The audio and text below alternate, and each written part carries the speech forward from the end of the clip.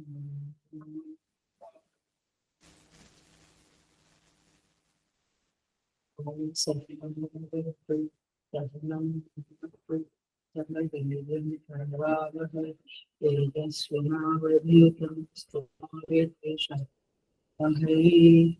शांति शांति। समस्तजन कल्याणी चिन्मयं देवं सद्गुरुं Hari Om. I welcome you all with great love and great respect in this Bhagavad Gita discourses.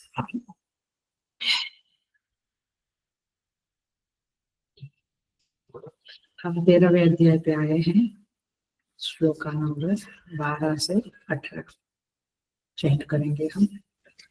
नेयं यत्र प्रवक्ष्यामि यज्ञात्वामृतमश्नुते अनादिमत्परं ब्रह्म न सत्तन्नासदुच्यते सर्वतः पाणिपादं तत् सर्वतोक्षिशिरोमुखं सर्वतः श्रुतिमल्लोके सर्वमावृत्य तिष्ठति सर्वेन्द्रियगुणाभासं सर्वेन्द्रियविवर्जितम् असक्तं सर्वभृक्षैव निर्गुणं गुणभोक्तृ च बहिरन्तश्च भूतानाम् अचरं चरमेव च सूक्ष्मत्वात् तदविज्ञेयं दूरस्थं चान्तिके च तथा अविभक्तं च भूतेषु विभक्तम् इव च स्थितं भूतभर्तृ च तज्ज्ञेयम् रसिष्णु प्रभविष्णु च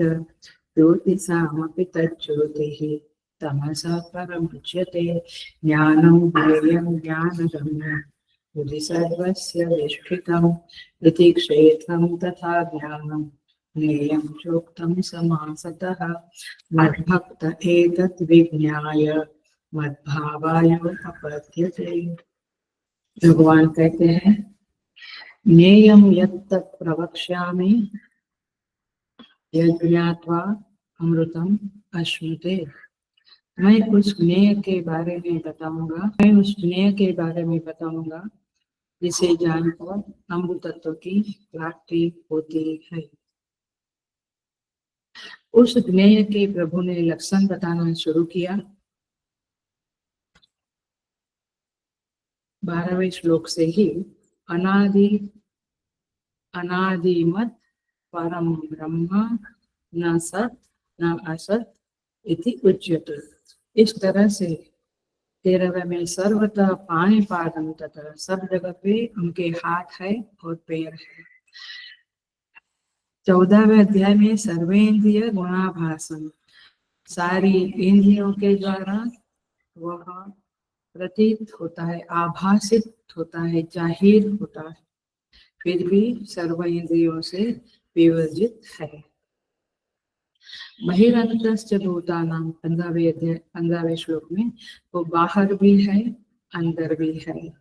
16वें में अविभक्तम च भूतेषु, वह एक अविभक्त है लेकिन अलग अलग वस्तुओं में वह भिन्न भिन्न सा प्रतीत होता है।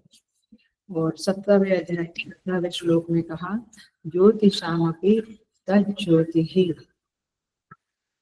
वह पर ब्रह्म ज्योतियों का भी ज्योति है। 17वें श्लोक में भगवान कहते हैं, ज्योतिषामपि तज्ज्योतिः, सारी ज्योतियों का वह परम ज्योति है, अर्थात सारे प्रकाशकों का वह मूल प्रकाश है, जहाँ से सबको प्रकाश मिलता है। तमसः परम उच्यते, तमस से परे है, माने अज्ञान से परे है। यहाँ तक हमने किया था। ज्ञानमयं ज्ञानगम्यं, भगवान कहते हैं वो ज्ञान स्वरूप है, माने बोध स्वरूप है। ज्ञेय माने जानने योग्य है। ज्ञानगम्यं, वह तत्व ज्ञान से प्राप्त होने वाला है।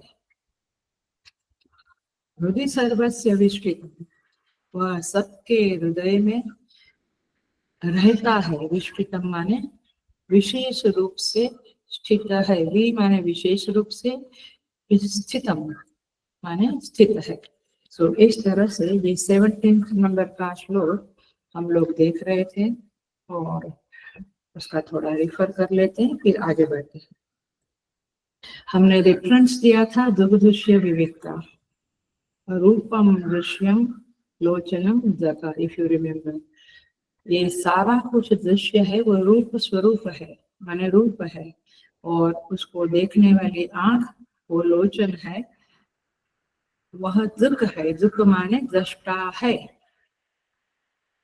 तदृश्यम दृक टू मानसम, वह जो आंख है, जो दृष्टा थी वस्तुओं की, वह आंख अभी दृश्य है और दृष्टा है मानसम, मन दृष्टा हो गया।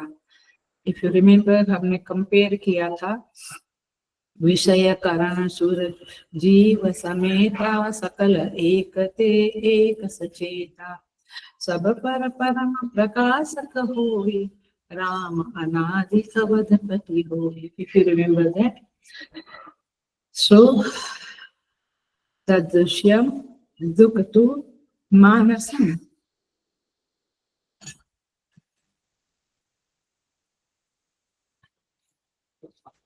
और दृश्याधिवृत्तयः, ये बुद्धि वृत्ति जो है अथवा मन वृत्तियां, ये दृश्य है और उसका दृष्टा साक्षी दुग एव, उसका दृष्टा साक्षी है, न तो दृश्यते, वह साक्षी कभी भी दृश्य नहीं बनता है।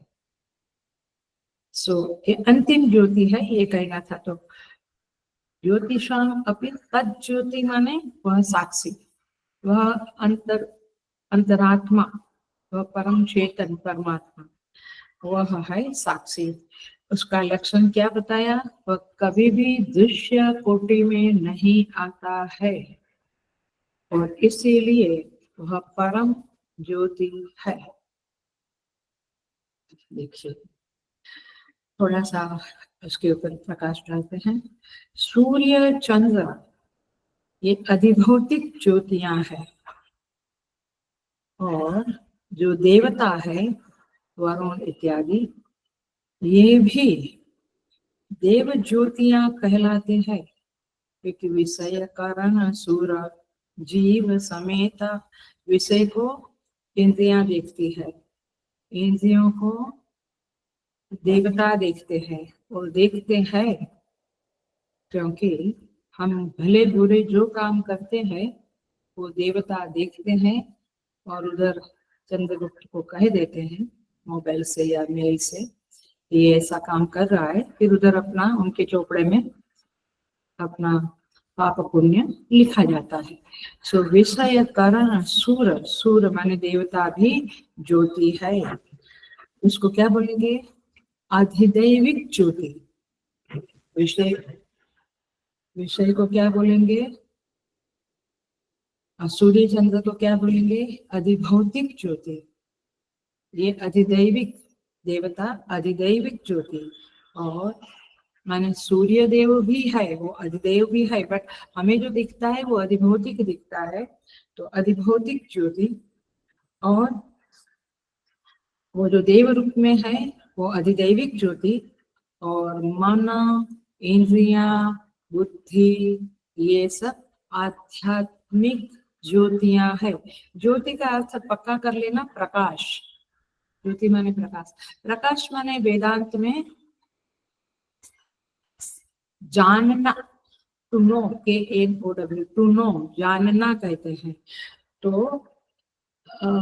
विषय को इंद्रिया जानती, इंद्रियों को देवता, देवता के साथ फिर जीव एक्सेट्रा। तो इस तरह से इसी को श्रीमद् भगवद गीता के 15वें अध्याय में कहते हैं, यदादित्यगतम तेजः जगत् भासयतेऽखिलम् यच्चन्द्रमसि यच्चाग्नौ तत्तेजो विद्धि मामकम्।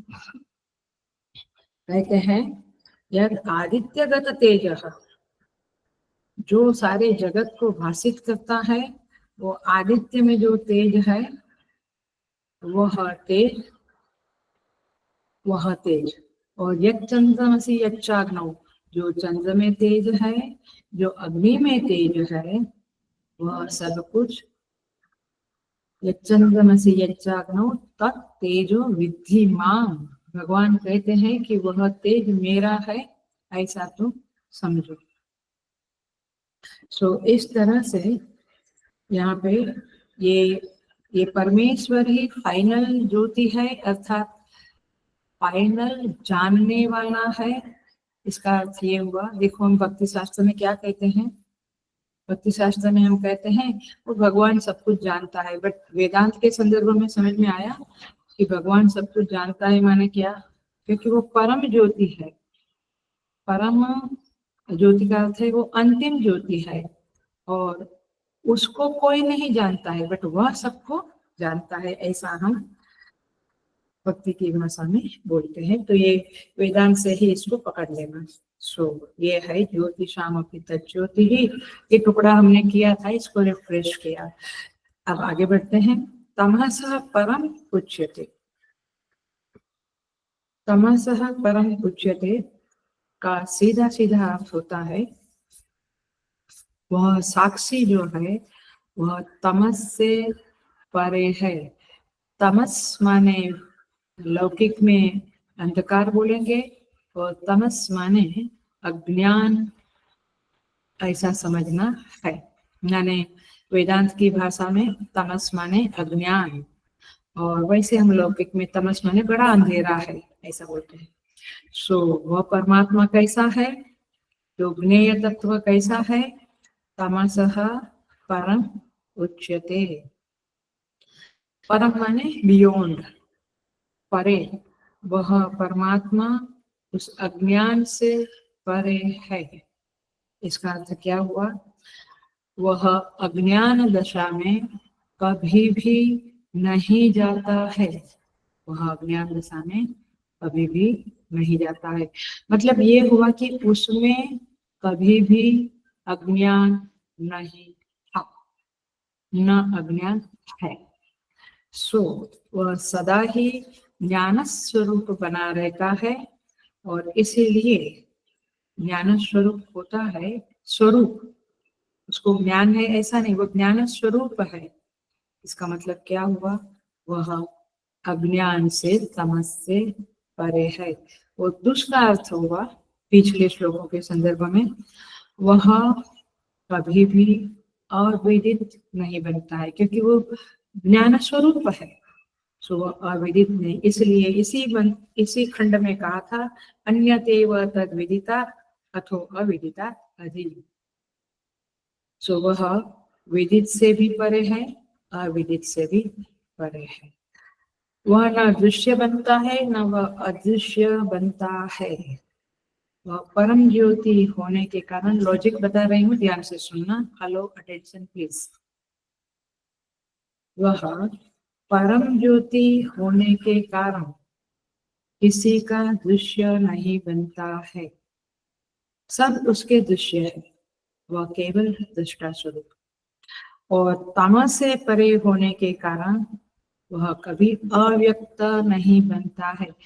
तमस से परे माने अज्ञान से परे है, वह अज्ञान से परे है, इसीलिए वह अव्यक्त नहीं हो सकता है, वो ज्ञान स्वरूप है, सर्वत्र।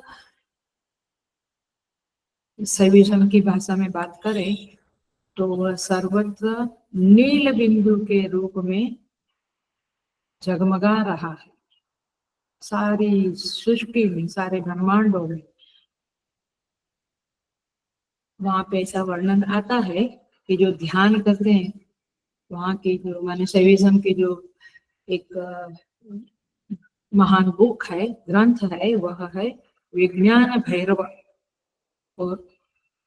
और स्पंद कारिका। ये ग्रंथों में इसका वर्णन है कि सब वो योगियों को जब ध्यान करते हैं तो गहराई में, ध्यान की गहराई में जब जाते हैं तो सारा जगत नील बिंदुओं में जगमगाता हुआ दिखता है।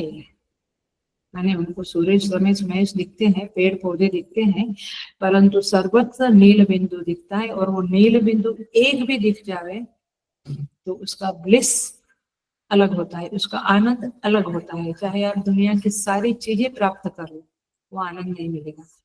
वो एक एक क्षण के लिए एक नील बिंदु का दर्शन हो जावे तो भी वो परम आनंद होता है। तो इस योगियों को, इस महात्मा पुरुषों को, ज्ञानियों को ये सर्वत्र नील बिंदु का दर्शन होता रहता है, अखंड।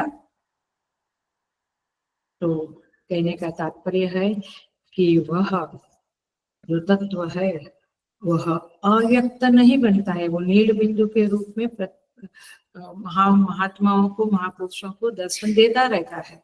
सो वो अव्यक्त नहीं बनता है। अज्ञानियों के लिए तो सब कुछ हरिओम तत्सत।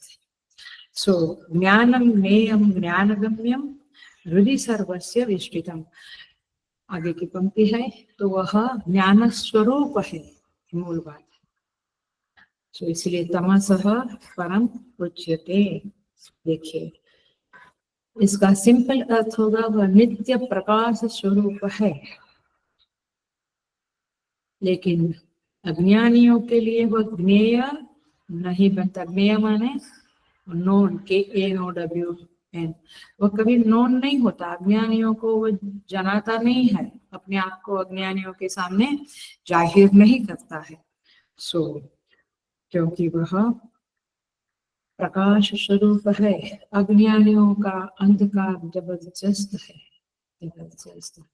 स्वामी सुबोधानंद जी का ये वाक्य हमेशा याद आता है व्यवहार में भी, कि कंबल ओढ़ के सोए हुए लोग, कितना कहो कितना कुछ, ना वे सुनते हैं ना वे देखते। मैंने उनको अज्ञान इतना है कि आप वो सारी जिंदगी भले लेक्चर अटेंड करे या लेक्चर करे, ये ज्ञान तो उनकी कृपा से होने वाली चीज है। ये अज्ञान जबरदस्त है। और अज्ञान का मजा तो जब हम चिंतन करते हैं तो समझता है कि अज्ञान का मजा ये है, शायद वे समझ भी जाते हैं ये अज्ञान है करके, लेकिन फिर भी उस अज्ञान को गले लगा के रहते हैं। माने कंबल ओढ़ के सोने जैसा ये तमस है। और इसलिए वह नित्य प्रकाश स्वरूप है। और वह ज्ञानियों को, ज्ञानी लोग उसे रियलाइज कर लेते हैं। सो वह अज्ञानियों को कभी भी ज्ञेय नहीं बनता है। और इसलिए ज्ञेयम यत्तत् प्रवक्ष्यामि, ये जो 5-6 श्लोक है, इसको बहुत अच्छी तरह से समझ लेने से फिर ज्ञेय तत्व का थोड़ा अंदाजा मिल जाएगा। तो उसका निधिध्यासन चिंतन करने से कुछ चीजें समझ में आएगी। सो यहाँ पे कहते हैं तमसः परम उच्यते। देखो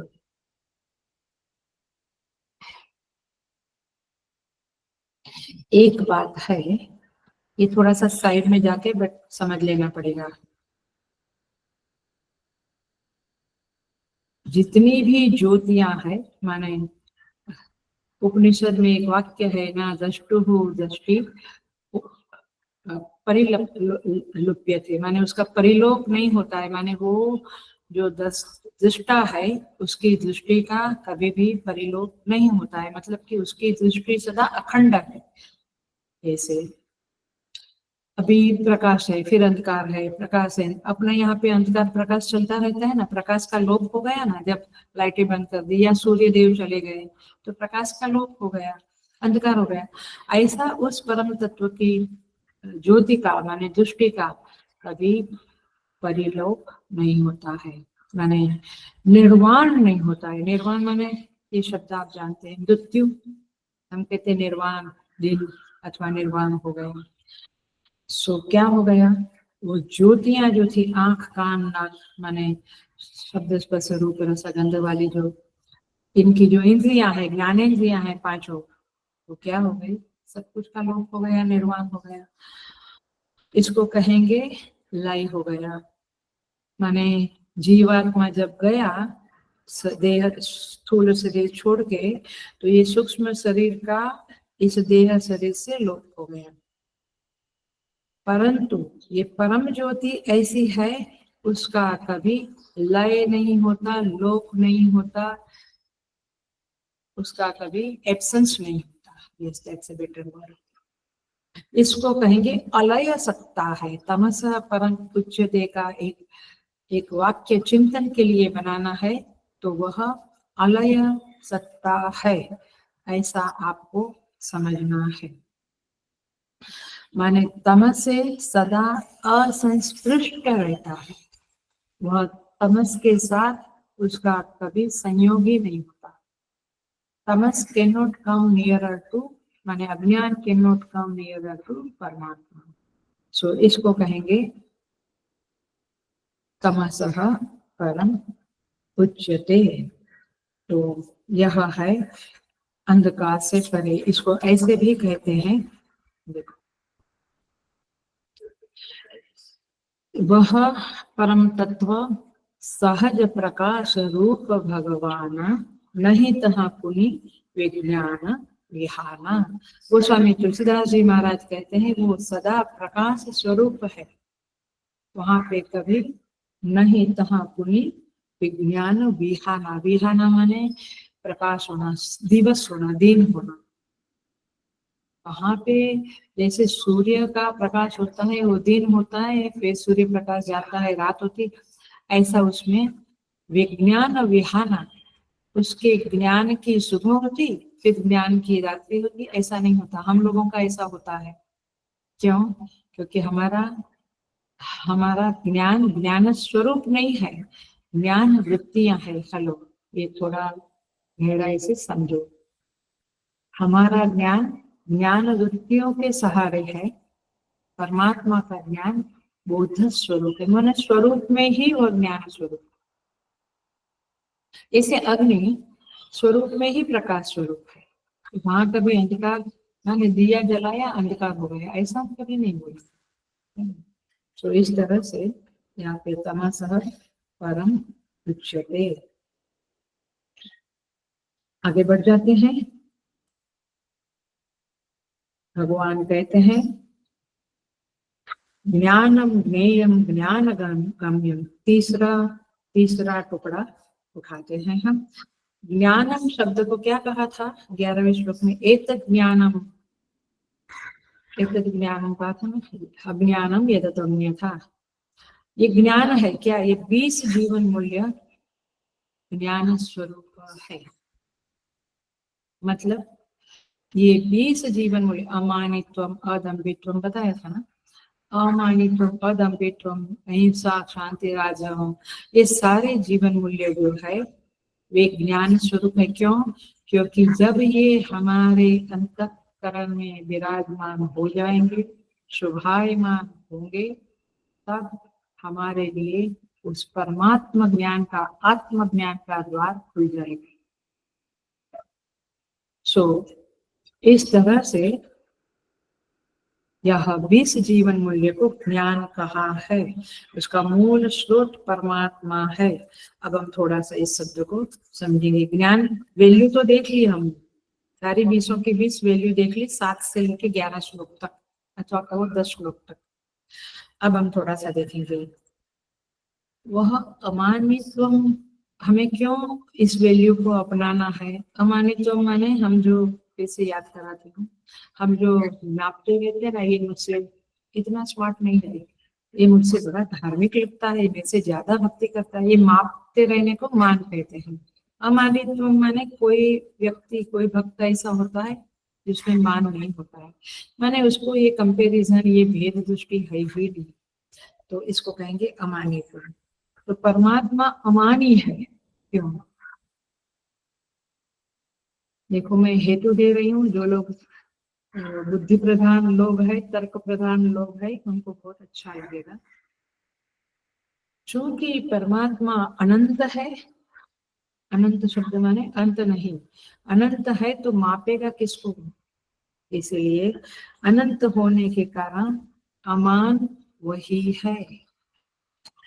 अहम रहित होने, उसको अहम नहीं है, क्यों? क्योंकि वो अपने को इंडिविजुअल नहीं मानता है, वो एक व्यक्तित्व नहीं है।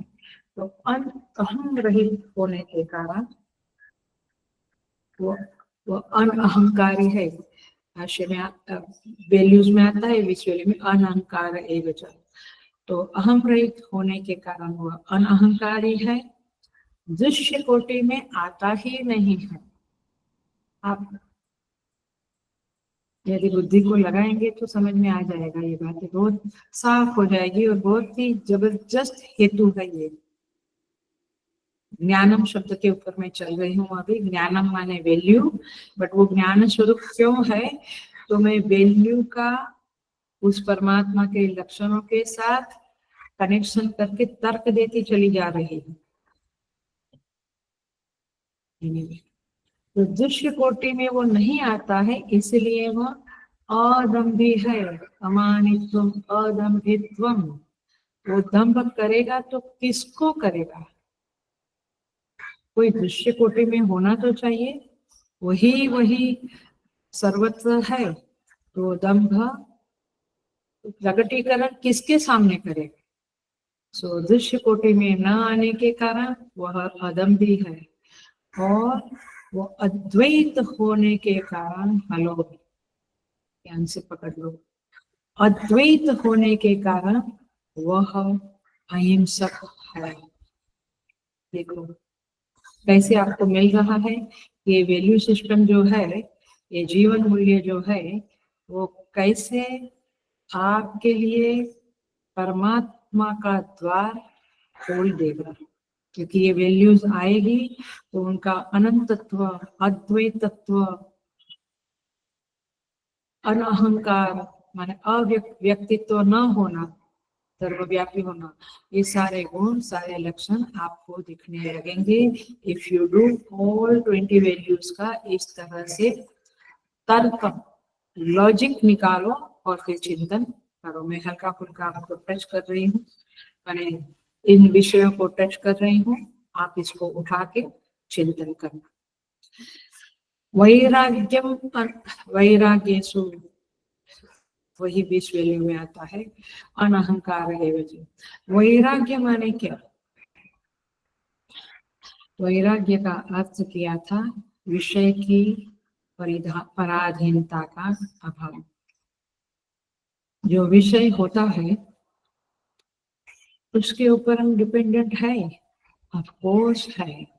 मुझे ये चाहिए, वो चाहिए, नहीं मुझे यही वस्त्र पहनना है, यही खाना खाना है, यही जाना है, इसके साथ ही बोलना, माने सब कुछ में हम विषयों के ऊपर पराधीन है। We are dependent on them. So वैराग्य का अर्थ क्या हुआ? When you are not dependent on the objects of the world, you are वैरागी। आप वैरागी बाबा कहलाओगे। तो इसको फिर से शास्त्रीय भाषा में बोलूं तो व्यक्ति जब विषय के संदर्भ में स्वयं को स्वाधीन अनुभव करता है तब उसे विरक्त कहते हैं। इतना परफेक्ट विरक्त तो कोई नहीं हो सकता है, कोई जीव कभी भी नहीं हो सकता है। 100% विषय निरपेक्ष केवल परमात्मा होता है। सो ज्ञानम शब्द देख रहे हैं, इसको समझ लेना। मैंने और कोई बातें नहीं चल रही है। क्यों ज्ञानम? क्योंकि वो वैल्यू सिस्टम आपको उस ज्ञान की प्राप्ति कराने में सहायक है। केवल प्रवचन सुना, प्रवचन कहा, वो नहीं होगा। वैल्यू सिस्टम को भी जीवन में अपनाना पड़ेगा। तो इसको कहते हैं ज्ञानम। ज्ञानम शब्द का और भी अर्थ है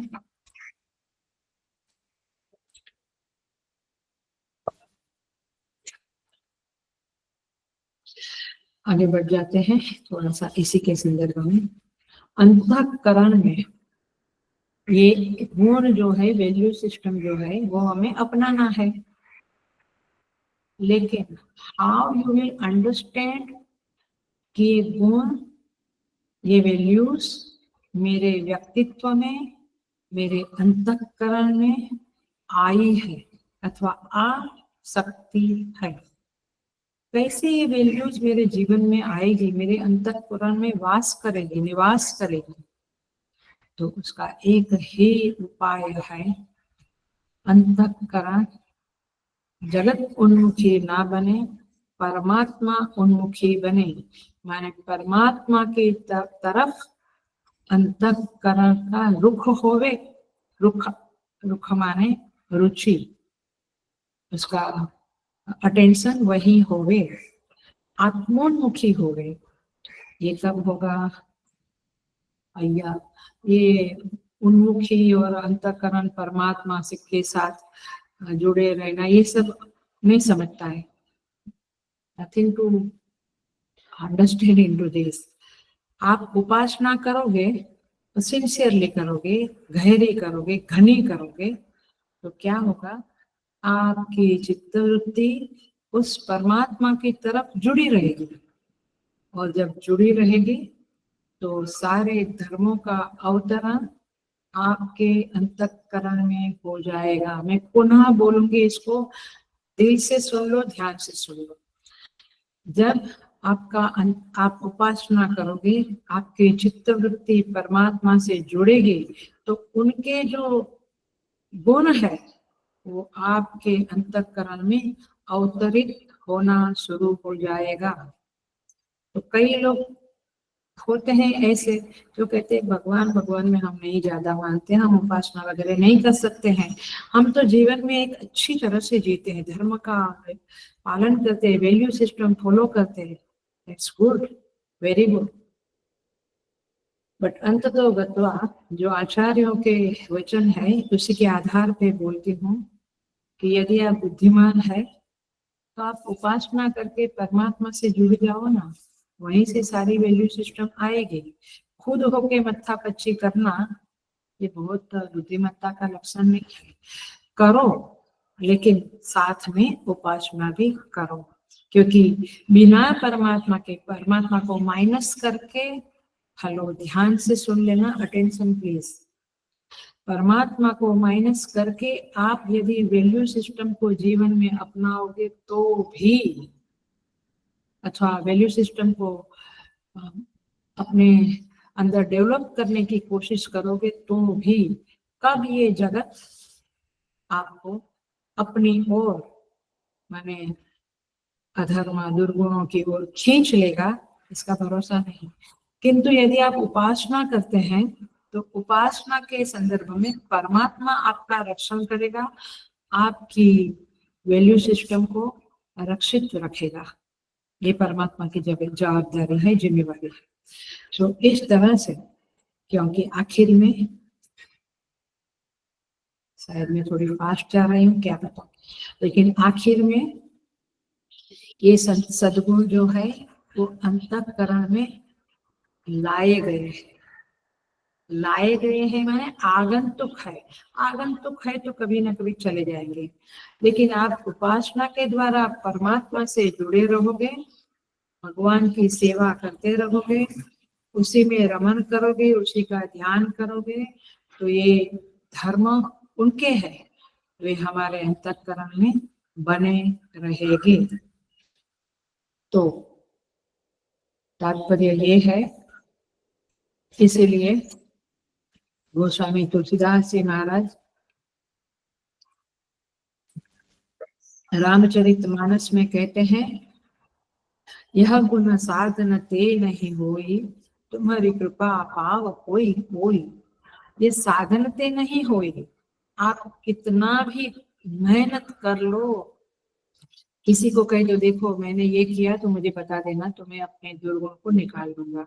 आप कितनी कोशिश करो, सुबह लिख लो, रात को चेक करो कि मैंने क्या फॉलो किया, वैल्यू सिस्टम फॉलो की कॉम्प्रोमाइज किया, सब करो, ये मेहनत करो, लेकिन बड़ी बड़ी जबरदस्त बात और बड़ी रहस्य की बात तुलसीदास जी महाराज करते हैं, इसलिए रामायण पढ़ लिया।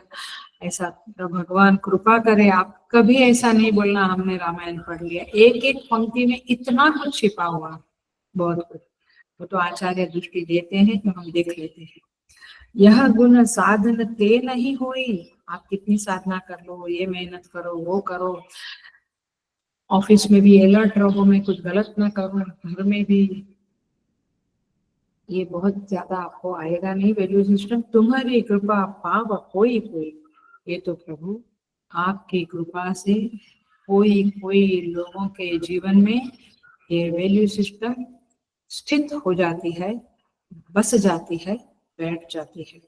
तो साधन भजन बढ़ाने से ये ज्ञानम शब्द जो है, जिसके माने वैल्यू सिस्टम जिसके कारण ज्ञान, आत्मज्ञान हो जाता है, माने इस परमात्मा का ज्ञान होता है, ये ज्ञान शब्द का अर्थ है। श्रीमद् भागवत जी में भी ये लिखा है, जबरदस्त लिखा है कि ये गुण जो है वो त्रिगुण से नहीं आते हैं। ये अमानित्वम, अदम्भित्वम, ये त्रिगुण, ये देखो क्रोध है वो त्रिगुण से आया, यस आया। त्रिगुण में जो सत्व रज तम है, रज जब बढ़ जाता है तो काम क्रोध लोभ इत्यादि आते हैं। तमस जब बढ़ जाता है तो आलस प्रमाद आता है। सत्व बढ़ता है तो भजन कीर्तन में दया करुणा गिर आता है, भजन कीर्तन में मन लगता है। बट ये त्रिगुण से बहुत ध्यान से सुन लेना, ये बहुत दिल को लगा के ये बात को रखना, ये बहुत गहरी बात है। अभी जो कहा उसी का प्रूफ दे रही हूँ, उसकी को प्रमाणित कर रही हूँ। ये जो रामचरितमानस में जो कहा, यह गुण साधन ते नहीं होई, तुम्हारी कृपा पाव कोई कोई, इसी को मैं भागवत जी का एग्जाम्पल देकर अनदर एंगल से बता रही हूँ। सो त्रिगुण से नहीं आते। अमानित्व, अहिंसा, ये वैल्यूज जो है हमारे अंदर, ये त्रिगुण का फल नहीं, यह तो परमात्मा के धर्म है। ये 20 वैल्यूज परमात्मा के धर्म है, और इसीलिए जब उनकी आराधना करते हैं तो वे उनसे हमारे अंतःकरण में आते हैं। ये त्रिगुण का फल नहीं है। जैसे लोभ त्रिगुण का फल है, रजस का फल है, आलस तमस का फल है, तमस से उत्पन्न होता है, फल नहीं, फल है ऐसा नहीं बोलेंगे, तमस से उत्पन्न होता है। लेकिन ये जो वैल्यू सिस्टम है, ये परमात्मा से, उनसे जुड़ने से हमारे अंदर आती है। किसी को पूछा गया तुम ऐसे विरक्त कैसे हो गए भाई, तो बोला मुझे पता नहीं, मैं विरक्त तो नहीं हूँ, बट मैं प्रभु में अनुरक्त हूँ। आई बात समझ में? भगवान में अनुरक्त होना माने भगवान में बहुत राग होना, अटैचमेंट होना, भक्ति होना। मैं प्रभु में बहुत अनुरक्त हूँ। तो यही बात है कि आपके अंदर वो वैराग्य आ ही जाता है, अमानित्व आ ही जाता है।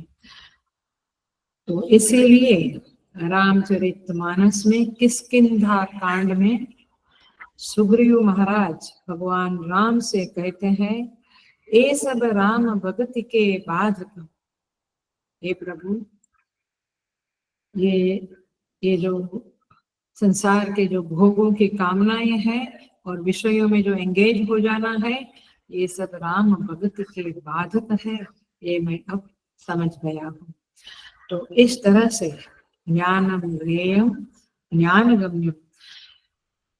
तो ज्ञान शब्द का अर्थ, तभी तो हमने 20 जीवन मूल्य देखा, बट वो वही एतद् ज्ञानम इति प्रोक्तम ज्ञानम यदतोऽन्यथा, ये जो 11वें श्लोक में कहा, तो एतद् ज्ञानम इति प्रोक्तम, क्यों प्रोक्तम? क्योंकि ये ज्ञान प्रभु की प्राप्ति में सहायक है। माने ये वैल्यू सिस्टम प्रभु के ज्ञान को, माने प्रभु क्या है ये जानने को सहायक है। और इसीलिए भाष्यकार बहुत सुंदर, मैं यही बात पुनः पुनः कर रही हूँ, जितना उपासना करेंगे उतनी वैल्यू सिस्टम आएगी, आनी ही चाहिए। नहीं तो समझा जाएगा कि अज्ञान के इतने कंबल लेकर हम सोए हैं कि उपासना से भी वो कंबल हट नहीं रहा, बट जनरली हटता है।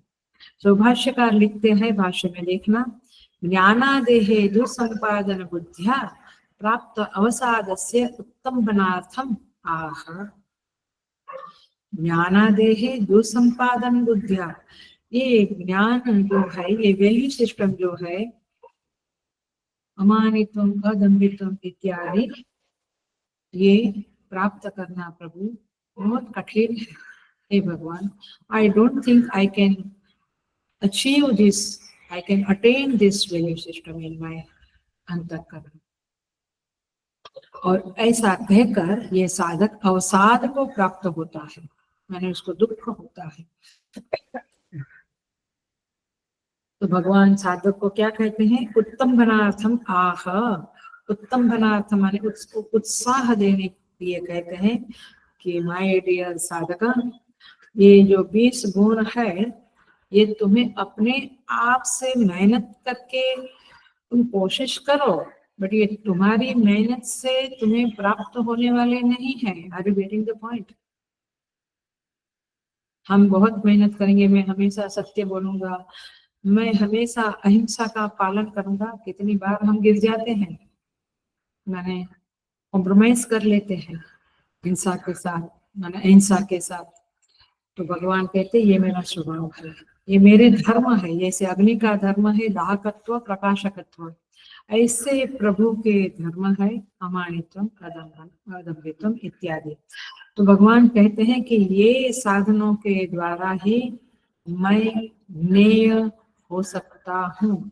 ज्ञेय माने जाना जाने वाला, KNOWN, नोन। इन साधनों के, इन वैल्यू सिस्टम के द्वारा ही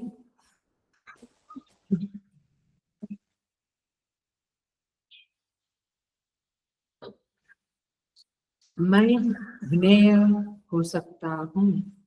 और इसीलिए इस घटना को कहा गया ज्ञान गम्यम। वो पर गम्यम माने जाना जाने वाला, ज्ञान के द्वारा जाना जाने वाला जो है वह ज्ञेय तत्व है। सो ज्ञेयम ज्ञानम ज्ञेयम ज्ञान गम्यम। पहले आप ये समझो, ये 20 वैल्यू सिस्टम को ज्ञान कहा, फिर ज्ञेय माने परमात्मा, और ज्ञान गम्यम माने उन वैल्यू सिस्टम के द्वारा जो ज्ञान उत्पन्न हुआ, अखंडाकार वृत्ति, जिसको कहेंगे परा ज्ञान। एक अपरा होता है, एक अपरा विद्या होती है, एक परा विद्या। ये परा विद्या जो है उसी को यहाँ कहा है ज्ञान गम्य।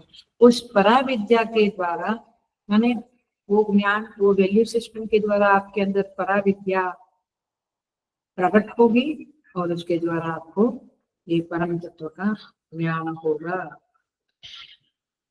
इसको कहते हैं ज्ञानम ज्ञेयम ज्ञान। आगे बढ़ जाते हैं। हृदय सर्वस्य विष्कृतम। भगवान कहते हैं, परमेश्वर श्री कृष्ण स्वयं कहते हैं, देखो ऐसा जब भावना होगी ना तो श्लोक हृदय से लग जाएंगे। हृदय सर्वस्य विष्कृतम। हृदय शब्द का अर्थ भगवान भाष्यकार ने किया है बुद्धौ, माने बुद्धि। सो ये ज्ञेय तत्व सर्वस्य हृदय विष्कृतम, ये ज्ञेय तत्व सबके हृदय में, माने बुद्धि में, माने अंतःकरण में स्थित है, विराजमान है, एग्जिस्ट करता है, विद्यमान है। सो बुद्धि में ही ज्ञेय वस्तु ज्ञान के साधनों के द्वारा जानी जाती है। ये महावाक्य लिख लो, हृदय में डाल दो। बुद्धि में ही, माने अंतःकरण में जो बुद्धि है, बुद्धि में ही यज्ञेय वस्तु ज्ञान के साधनों के द्वारा ज्ञान गम्यम जानी जाती है। देखो ये जो हम कहते हैं ना कि किसी में बुद्धि कम है, किसी में ज्यादा है, ये सब लौकिक बुद्धि वाली बातें हैं। किसी में कम हो, किसी में ज्यादा हो, लेकिन ब्रह्म तत्व महावाक्य जैसा एक महान बात है, माने बहुत गहरी बात है, अटेंशन देना। हेलो, बिल्कुल ध्यान से सुनना।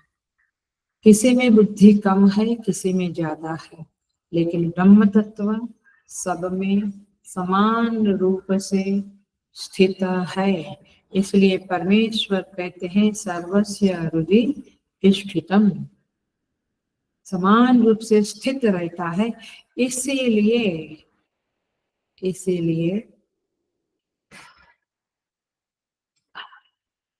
लौकिक दृष्टि से, आप लोगों की दृष्टि से कोई कम बुद्धिमान है,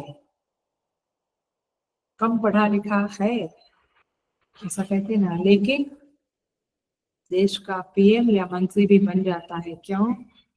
क्योंकि उसके अंदर जो ब्रह्म तत्व है, सबके अंदर ब्रह्म तत्व समान रूप से स्थित है, लेकिन उसने उस ब्रह्म तत्व को, उस परमात्मा को अनावृत करने की कोशिशें की है, अर्थात वैल्यू सिस्टम को जीवन में अपनाया है, तो वो बुद्धिमान का भी बुद्धिमान बन जाता है। इसलिए लौकिक बुद्धि से आपको ये आत्म साक्षात्कार का तुलना नहीं करना चाहिए। सद्गुण भी कम है, ज्यादा है, ये भी समझ लो, लेकिन ब्रह्म तत्व सब में समान रूप से। देखिए इसका एक तो थोड़ा सा और कोशिश करते हैं। कोई गरीब व्यक्ति है, कोई धनी है। कई बार लोग ऐसी गलत फहमियों में रहते हैं, ये धनवान है ना, ये दान करता है, ये थोड़ा ऐसा है वैसा, इसको भगवान जल्दी मिलेंगे, जरूरी नहीं है। गरीब से गरीब व्यक्ति भी इस ज्ञान को, माने इस वैल्यू सिस्टम को फॉलो करके उस परमात्मा को प्राप्त कर सकता है। तुलसीदास जी महलों में नहीं रहते थे, कबीर भी कोई सीईओ नहीं थे, कपड़े बुनते थे। बहुत सारे संत लोग हैं, वो गरीब थे, लेकिन वे अज्ञानी नहीं थे। इस बात को पकड़ लेना। हेलो, आप धनवान हो बट आप अज्ञानी भी हो सकते हो, और गरीब भी अज्ञानी हो सकता है। तो गरीबी का अज्ञानी के साथ, अज्ञान के साथ, वो शायद लौकिक विद्याओं में अज्ञानी है, वॉटेवर, बट ये आत्मज्ञान के संदर्भ में वह धनी है। अमानित्वम, अदम्भित्वम इत्यादि वैल्यू सिस्टम अपनाने में गरीबी बाधा नहीं डालती है, न श्रीमंता ही बाधा डालती है। समझ में आ रहा है? Value system is different than your बुद्धि एंड योर धन की कमी या धन का ज्यादा होना। इन सबका वैल्यू सिस्टम से बहुत लेना देना नहीं है। गरीब व्यक्ति भी अदम्भी अमानी हो सकती है, और श्रीमंत व्यक्ति भी अमानी अदम्भी हो सकता है। तो ये सब चीजों के साथ वैल्यू सिस्टम को कभी कभी जोड़ के लोगों को मापते हैं, तौलते हैं। ये बहुत बड़ा ज्ञान।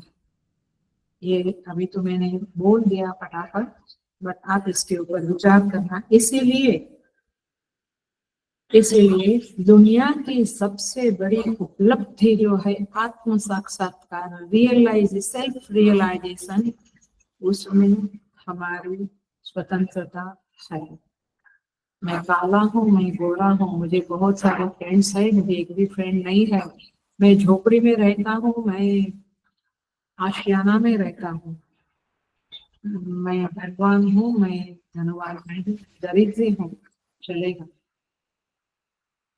लेकिन जो सबसे बड़ी उपलब्धि आत्मज्ञान है, वे इन सब चीजों के ऊपर डिपेंड नहीं करती है। इसमें, इसे पाने में हम सभी की स्वतंत्रता है, उसे कोई भी प्राप्त कर सकता है। इसे कहेंगे ज्ञानम ज्ञेयम ज्ञेयगम्यम हृदय सर्वस्य विष्टितम। वो सबके हृदय में बैठा हुआ परमात्मा जब आपके अंदर वैल्यू सिस्टम फ्लरिश हो जाती है, तो अपने को दर्शन दे देते हैं। तो इसीलिए कम से कम इतना तो पक्का करो कि जिनको भी दर्शन हुआ है या रियलाइजेशन हुआ है वो वैल्यू सिस्टम से भरपूर व्यक्ति है। रामकृष्ण परमहंस, तपोवन जी महाराज, रमन महर्षि, आप जिनको भी देखो ये सारी वैल्यू सिस्टम उनमें भरपूर भरी हुई होती है। देखो, हृदय सर्वस्य विष्टितम, उसको उपलब्ध करने वाला जो साधक है उसका एग्जाम्पल देते हैं आचार्य लोग, संत लोग। जैसे वो सूर्यमुखी शीशा होता है, माने मुझे याद है हम छोटे थे तो एक सूक्ष्म दर्शक कांच हाथ में रखते थे, नीचे कागज रखते थे और सूर्य की किरण उसके ऊपर आएंगे तो कागज धीरे से जलना शुरू होता था। तो इसका मतलब क्या हुआ, प्रत्यक्ष अग्नि प्रकट होती थी। लेकिन वो सूक्ष्म दर्शक का सूर्यमुखी जो शीशा है वो नहीं होगा तो सूर्य का प्रकाश उस कागज को नहीं जलाएगा। उसी तरह से ये सूर्यमुखी शीशा जो है अथवा सूक्ष्म दर्शक कांच है, उसको आपका अंतःकरण समझ लो। उसने वो योग्यता प्राप्त की है, वो वैल्यू सिस्टम अपने अंदर प्राप्त की है, जिसके कारण जैसे वो सूर्य के किरणों ने कागज को जलाया, वैसे इन वैल्यू सिस्टम के कारण यह साधक के अंदर वो अज्ञान रूपी अंधकार नष्ट हो जाता है, वो अज्ञान जल जाता है। ज्ञानाग्नि सर्वकर्माणि, गीता में कहते हैं ना कि सारे कर्मों को जला डाले, भस्मसात कुरुते तथा, माने जैसे ज्ञान रूपी अग्नि उस अज्ञान को जला देता है। कैसे? जैसे सूर्यमुखी शीशा के आधार पे सूर्य के किरण उस कागज को जलाते हैं, ऐसे परमात्मा जो अंतःकरण वैल्यू सिस्टम से भरा है, भरपूर है, उसके अंदर का अज्ञान जो है नाशयामी अहम, भगवान 10वें अध्याय में भी कहते हैं कि मैं अज्ञानम नाशयामी, मैं अज्ञान को नाश कर देता हूँ। तो इस तरह से हृदय सर्वस्य विष्पितम, भगवान उस अज्ञान को नष्ट कर देते हैं। ये मुख्य बात हम समझ ले रहे तो अच्छा रहेगा। इस तरह से यहाँ पे देखिए, आप परमात्मा को इधर उधर, वो ठीक है ईशावास्य वेदगम सर्वम, सब जगह पे हम परमात्मा की भावना करते हैं, लेकिन खोजेंगे तो मिलेगा तो अंदर ही। माने भगवान ने सर्वस्य हृदय विष्टितम कह के अपना एड्रेस बता दिया है कि मैं कहाँ रहता हूँ। परमानेंट एड्रेस परमात्मा का अपने हृदय में है, इसी और सबके हृदय में है। ऐसा नहीं कि साधक है, संत है तो उसको, सबके हृदय में, भगवान सबके हृदय में रहते हैं। क्या महावाक्य जैसा वाक्य है, कितना करुणामय वाक्य है, सर्वस्य हृदय विष्टितम। अच्छा, मेरे में भी भगवान रहते हैं, वैसे तो तेरे में नहीं रहना चाहिए था क्योंकि तू लायक नहीं है, लेकिन फिर भी तेरे में भी रहते हैं, माने सभी में। पापी नाम अपने हृदय, संत लोग कहते हैं पापियों के हृदय में भी परमेश्वर रहते हैं। बच्चों की उसने इतना पाप का कंबल ओढ़ के रखा है कि परमात्मा अपना प्रकाश उसको नहीं दे सकते, उसकी बुद्धि को सुधार नहीं सकते हैं। इसलिए जो व्यक्ति, हम कहते हैं जड़ बुद्धि है, वो सुनता ही नहीं है, उसको सुनने की ताकत ही नहीं है, वो शास्त्र को समझने की उसको बुद्धि नहीं है। क्यों? क्योंकि वो परमात्मा उस पापों के, अज्ञान के पापों के कंबल के नीचे छिप गया है, पड़ा हुआ है। What can he do? So दुखी रहता है बट भाग नहीं सकता है। अभिप्राय क्या है? हमें अपने हृदय में ही इस सत्य को, इस परम तत्व को ढूंढना चाहिए। नजर हमारी अंतर्मुख होनी चाहिए। तो इस तरह से यहाँ पे ये श्लोक पूरा होता है। हम आगे के श्लोक में प्रवेश कर लेते। 18 नंबर का श्लोक है जो इस प्रसंग को पूरा करता है। 7 से 11 वैल्यू सिस्टम, जीवन मूल्य बताया, फिर 12 से 18 माने 12 से 17, 12, 13, 14, 15, 16, 17, 6 श्लोक में भगवान ने ज्ञेय तत्व का परिचय दिया। अब 18 नंबर के श्लोक में भगवान उपसंहार करते, कंफ्यूजन करते हैं इस प्रसंग का, ये प्रसंग का कंफ्यूजन हो रहा है। इति क्षेत्रम तथा ज्ञानम, इस प्रकार क्षेत्र तथा ज्ञान और ज्ञेयम, ज्ञेय कौन है? परमात्मा, जानने योग्य परमात्मा का स्वरूप। च उक्तम समासतः, मेरे द्वारा संक्षेप में कहा गया, ऐसा भगवान कहते हैं। मद भक्त एतद विज्ञाय, मेरा भक्त इसे तत्व से जानकर, मद्भावाय उपपद्यते, भगवान इस तत्व को जानकर मेरे स्वरूप को, मद्भावाय माने मेरे स्वरूप को प्राप्त होता है। उपपद्यते माने क्षेत्र और ज्ञान और ज्ञेय, बराबर। हम देखेंगे इसको संक्षेप में मैंने कहा, भगवान कहते हैं, और मेरा भक्त इस बातों को समझकर, मेरे तत्व को जानकर मेरे स्वरूप को प्राप्त।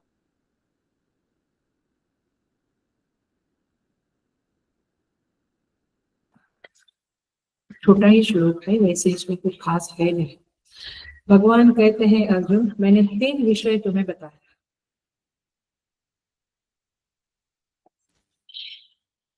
अभी तक 3 विषय बताए। क्या था?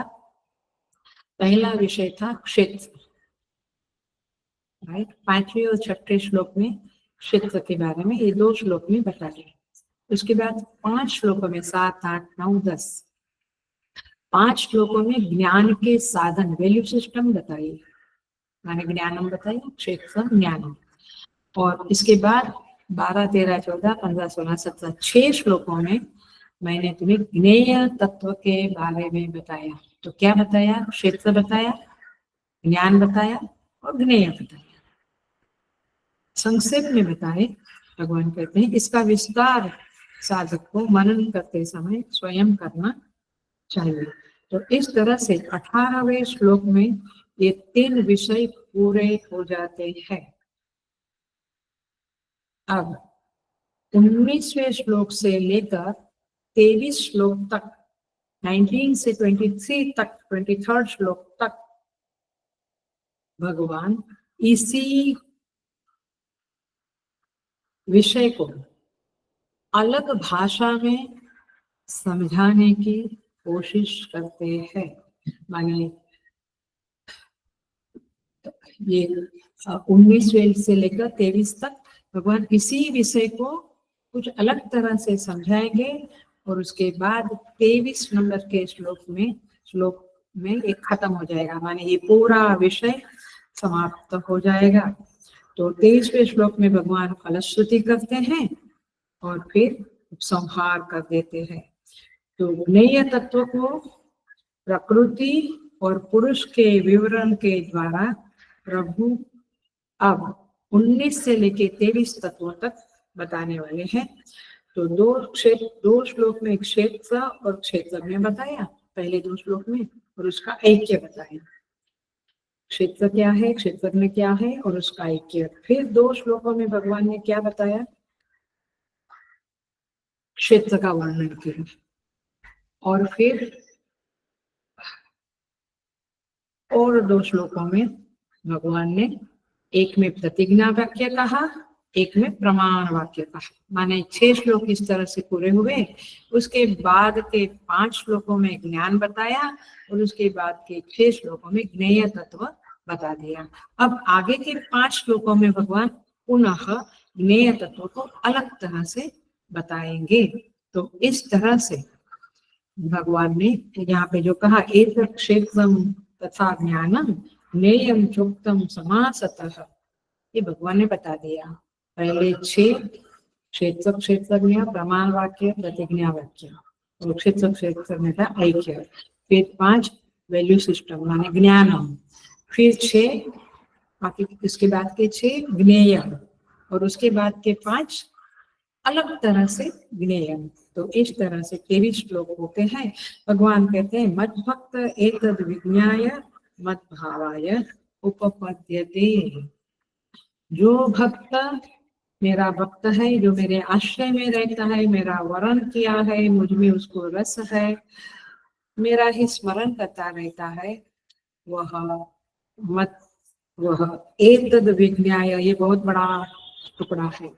एतद विज्ञान, इस ज्ञानम ज्ञेयम ज्ञानगम्यम, इसको अथवा केवल ज्ञेय को जानकर और वैल्यू सिस्टम को अपनाकर वह मद भावाय उपपद्यते। ये फलश्रुति यहाँ पे भगवान ने दी। 23 में अलग तरह से फलश्रुति रखेंगे 23 नंबर के श्लोक में।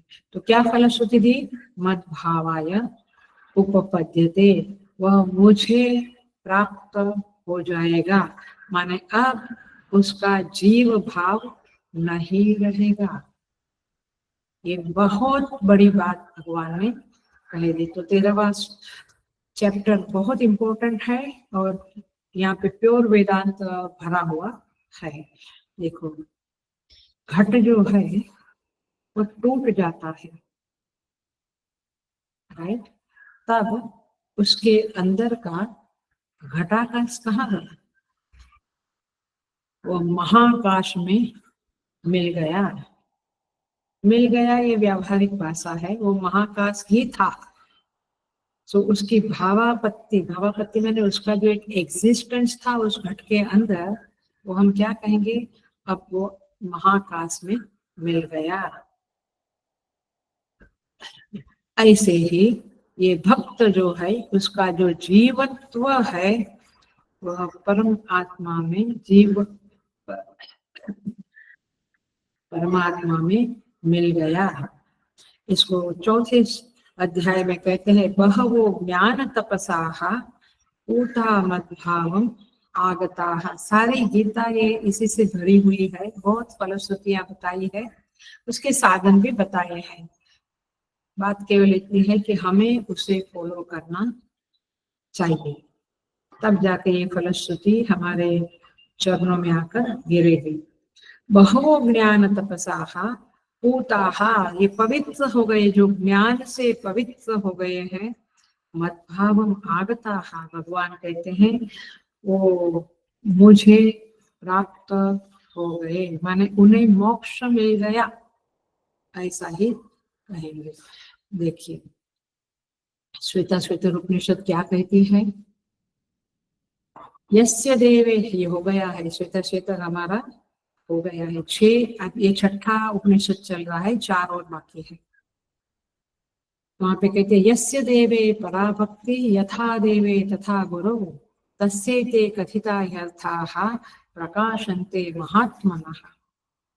जिसकी देव में पराभक्ति है वैसे गुरु में भक्ति हो जावे, यथा देवे तथा गुरु तस्यैते कथिता ह्यर्थाः, उनको ये शास्त्र में कहे हुए अर्थ माने जो समझ है, जो आत्म तत्व का वर्णन है, वो प्रकाशन्ते महात्मनः, वो उनके हृदय में प्रकाशित हो जाता है।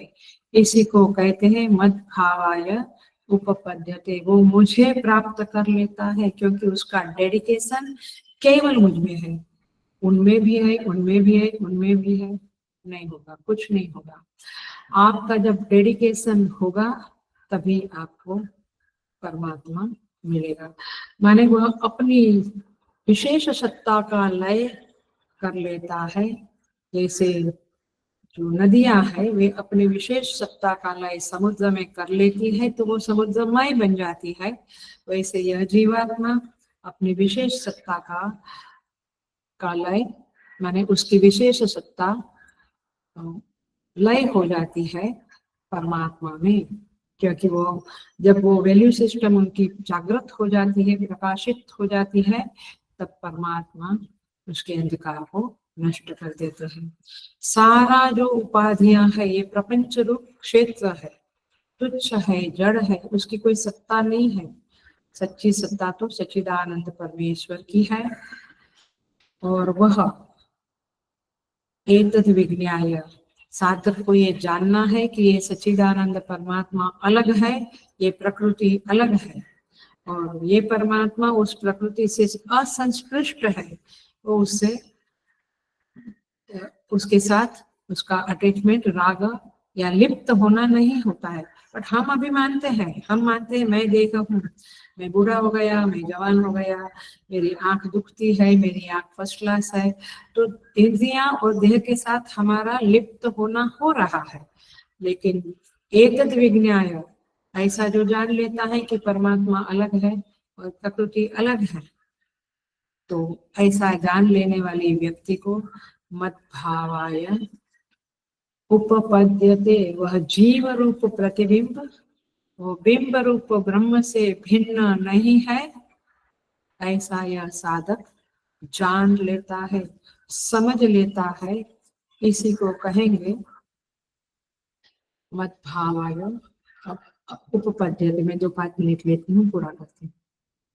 यहाँ पे कहते हैं गृहाविष्ट, भगवान भाष्यकार कहते हैं जैसे गृह आविष्ट, सॉरी ग्रह आविष्ट, ग्रह जो होता है ना, ग्रह दशा, हम कहते हैं ना ये ग्रह ने इसको पकड़ लिया है, इसका सत्यानाश हो गया बेचारे का। तो जैसे ग्रह किसी की बुद्धि को पकड़ लेता है, तो फिर वो वही करता है, वही बोलता है जो ग्रह बुलवाता है। इसी तरह से है ना, मैंने क्या कहेंगे हम, वह व्यक्ति उस ग्रह को डेडिकेट हो गया, वो जो बोलेगा वैसा करेगा। तो हम क्या कहेंगे, ग्रहाविष्ट, ग्रह ने उसको आविष्ट किया है, पकड़ लिया है। जैसे आजकल पति पत्नी में भी बोलते हैं, जैसा उसकी पत्नी बोलेगी वैसा ही वो करेगा, ये ग्रह आविष्ट वाली बात हुई। उसी तरह से यदि कोई किसी की बुद्धि परमात्मा को समर्पित हो जावे, उससे जुड़ जावे, तब वह स्वयं सर्वात्म भाव से जुड़ जाएगा, और तब मद्भावाय उपपद्यते। भाष्यकार बहुत सुंदर, माने बहुत सुंदर लिखते हैं, बहुत सुंदर है। ये टुकड़ा बोलने के लिए ही मैं 5 मिनट लेती हूँ ताकि सब्जेक्ट पूरा हो जाए। भगवान भाष्यकार कहते हैं इस 18वें श्लोक में, मद भक्तो मयि ईश्वरे सर्वज्ञे परम गुरु वासुदेवे समर्पित सर्वात्म भावः यत् पश्यति शृणोति स्पृशति वा सर्वम् एव भगवान वासुदेव इति एवं ग्रह आविष्ट बुद्धि ही मद्भक्तः। ये टुकड़ा डबल ट्रिपल अंडरलाइन कर लो, आपको भक्त बनना है तो ये टुकड़ा जीवन में अपना। कहते हैं मेरा भक्त मुझ सर्वज्ञ परम गुरु वासुदेव परमेश्वर ने अपने सारे भावों को अर्पण कर दिया, भक्त ने अर्पण कर दिया होता है। मैंने थोड़ा और किसी के लिए, थोड़ा और किसी के लिए नहीं, मुझे उसका भी प्रेम चाहिए, मुझे उससे भी धन की जरूरत है, ऐसा नहीं, पूरा एक डेडिकेशन भगवान में समर्पित कर लेता है। जिस किसी वस्तु को देखता, सुनता, स्पर्श करता है, सब में भगवान वासुदेव है, ऐसा निश्चित बुद्धि वाला जो होता है वह मेरा भक्त है। ऐसा मद्भक्त मद्भावाय उपपद्यते, ऐसा मद्भक्त मेरे भाव को प्राप्त करता, माने मोक्षम गच्छति। भगवान भाष्यकार कहते हैं फलश्रुति है, मोक्ष को प्राप्त कर लेता है, अमृत स्वरूप हो जाता है। इसीलिए लास्ट पंक्ति गोस्वामी जी कहते हैं, अस प्रभु अक्षत हृदय अविकारी सकल जीव जग दीन दुखारी। ऐसे प्रभु सबके हृदय में विष्टितम, सबके हृदय में अक्षत अविकारी, माने कम है ज्यादा है नहीं, संपूर्ण परिपूर्ण भगवान कहते हैं, माने गोस्वामी जी कहते हैं भगवान परिपूर्ण सबके हृदय में रहता है। फिर भी सकल जीव जग दीन दुखारी, ये जगत दीन है, दुखारी, दुखी है। क्यों? क्योंकि उस परमात्मा को प्रकट करने की साधना नहीं की है, उस वैल्यू सिस्टम को अपनाने की साधना नहीं की है। जब करोगे तो परमात्मा मद्भावाय उपपद्यते, परमात्मा गारंटी देते हैं कि आप मुझ में मिल जाओगे। सो इस तरह से यहाँ पे 18वां श्लोक भी ऑलमोस्ट पूरा हुआ है। नेक्स्ट क्लास से नया प्रसंग शुरू होगा, 19 से लेकर 23 तक का। उसको हम उनकी कृपा से ही देखेंगे। ओम पूर्णमदः पूर्णमिदं पूर्णात् पूर्णमुदच्यते पूर्णस्य पूर्णमादाय पूर्णमेवावशिष्यते। ओम शांति शांति शांति। हरि ओम। श्री गुरुभ्यो नमः। हरि ओम।